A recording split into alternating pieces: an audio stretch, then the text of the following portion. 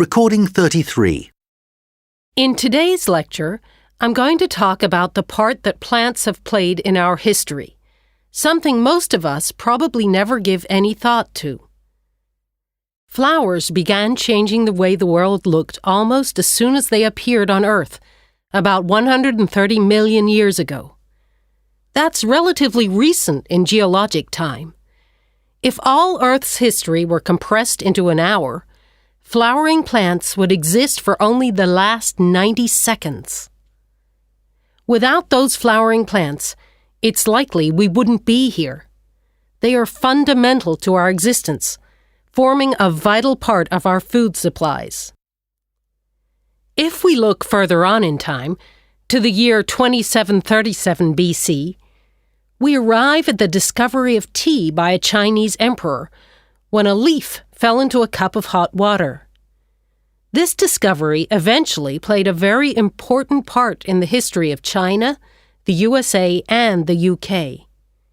For Britain, when demand for tea was high, there were financial implications when a Chinese emperor declared that it could only be bought with silver, which they were then forced to find overseas.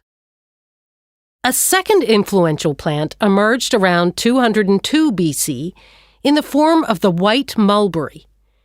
It became extremely sought after, and it remained so until 220 AD, because white mulberries provide food for the worm that creates silk. This luxurious material was responsible for establishing extremely valuable trade routes. And it was along these same routes that different religions made their way around the world. But unfortunately, they also caused the spread of previously unknown diseases, as well as weapons of war such as gunpowder. Finally, moving into more recent history, we come to the 16th century and the potato.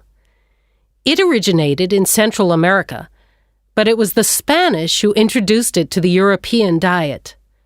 There, it quickly became popular because not only did it cost little to grow, but it was also a food source that was rich in vitamins.